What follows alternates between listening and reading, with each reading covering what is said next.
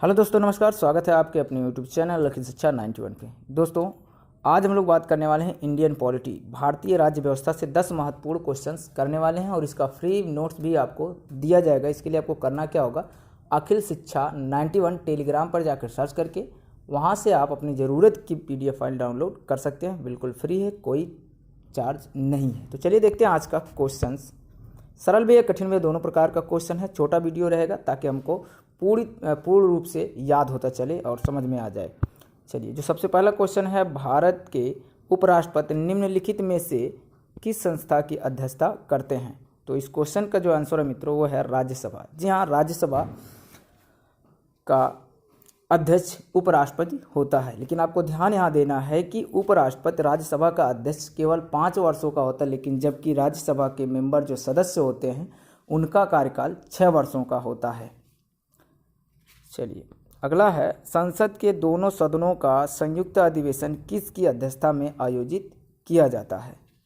तो इस क्वेश्चन का जो राइट आंसर है वो है ऑप्शन नंबर ए, राष्ट्रपति। राष्ट्रपति दोनों सदन क्या है, राज्यसभा और लोकसभा, इसका अधिवेशन कौन करता है? तो राष्ट्रपति करता है। चलिए, अगला है, संसद के 2 अधिवेशनों के बीच अधिकतम समय अंतराल कितना हो सकता है? देखिए, ये क्वेश्चन कई बार एग्जाम में पूछा भी गया है, तो आपको ध्यान देना है।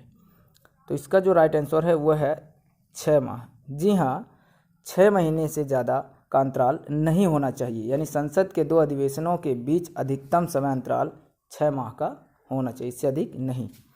अगला है, संसद के किस सदन को वरिष्ठ नागरिकों की सभा कहा जाता है?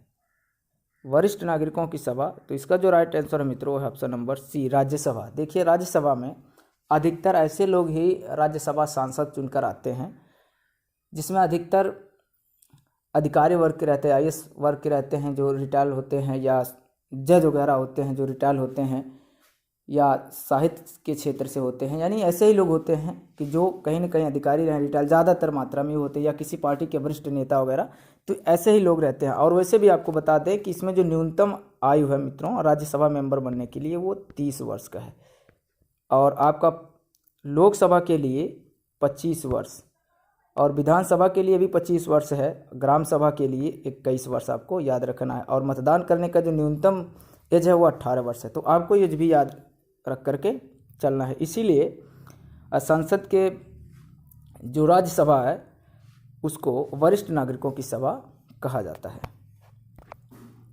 चलिए, अगला क्वेश्चन उम्र से ही है। राज्यसभा का सदस्य बनने के लिए तो आपको बता दिए हैं कि 30 वर्ष। उम्मीदवार की कितनी न्यूनतम आयु आवश्यक है? 30 वर्ष न्यूनतम, यानी उससे ऊपर हो सकता है लेकिन उससे कम नहीं। तो न्यूनतम क्या है? 30 वर्ष। 21 वर्ष ये ग्राम प्रधान के लिए है, 35 वर्ष राष्ट्रपति के लिए आप याद रखिएगा, और लोकसभा के लिए 25 वर्ष आप याद रख कर चलिएगा। अब अगला है, राज्यसभा का कार्यकाल कितने वर्षों का होता है? देखिए, यहाँ मिस है, राज्यसभा के सदस्यों का होना चाहिए, सदस्यों का 6 वर्ष, क्योंकि यहाँ आप देख रहे हैं राज्यसभा का कार्यकाल, तो राज्यसभा का कार्यकाल यहाँ वर्ष नहीं, राज्यसभा स्थायी सदन होता है, क्योंकि हर 2 वर्ष में ही चुनाव करवा लिया जाता है 1/3 का। इसमें नए सदस्य आते रहते हैं और पुराने लोग अपना 6 वर्ष के बाद धीरे धीरे जाते रहते हैं। तो ये अस्थायी सदन है, आपको ध्यान देना है। अगर राज्यसभा के सदस्यों का पूछे तो 6 वर्ष, और सदन का पूछे तो अस्थायी सदन है, आप याद रखिएगा। चलिए, अगला है, सामान्यतः विधेयक संसद में कब प्रस्तुत किए जाते हैं? तो जो इसका राइट आंसर मित्रों वो है शून्यकाल। जी हाँ, शून्यकाल में ही विधेयक संसद में प्रस्तुत किए जाते हैं। चलिए, अगला है, निम्नलिखित राज्यों में से किस राज्य का लोकसभा में अधिकतम प्रतिनिधित्व है? यानी किस, आप ऐसे समझिए कि किस राज्य से लोकसभा में अधिकतम सदस्य आते हैं, तो वह है उत्तर प्रदेश। अब कितना सदस्य आते हैं तो ये भी आप ध्यान लीजिए, 80। उसके बाद दूसरे नंबर पे है महाराष्ट्र है, कितना है महाराष्ट्र में, तो आप याद रखिएगा 48 है। उसके बाद तीसरे नंबर पे आप पश्चिम बंगाल को ले सकते हैं, पश्चिम बंगाल क्या है 42 है, और उसके बाद बिहार ले सकते हैं, बिहार में कितना है 40 है। तो आप याद रखिएगा इस तरह से। चलिए, अगला है, अगर लोकसभा अध्यक्ष त्यागपत्र देना चाहे तो निम्न में से किसको अपना त्यागपत्र सौंपेगा? तो जो इसका राइट आंसर मित्रों वो है लोकसभा उपाध्यक्ष को, जी हाँ, लोकसभा उपाध्यक्ष को लोकसभा अध्यक्ष त्यागपत्र देगा, ये आपको याद रखना है। अगला, संविधान का व्याख्याकार और संरक्षक किसे कहा गया है? तो संविधान का व्याख्याकार या संविधान का रक्षक ये सर्वोच्च न्यायालय को कहा गया है। सर्वोच्च न्यायालय यानी सर्वोच्च न्यायालय कहाँ है? दिल्ली, यानी सुप्रीम कोर्ट को कहा गया है। तो ये था आज का 10 महत्वपूर्ण क्वेश्चंस मित्रों।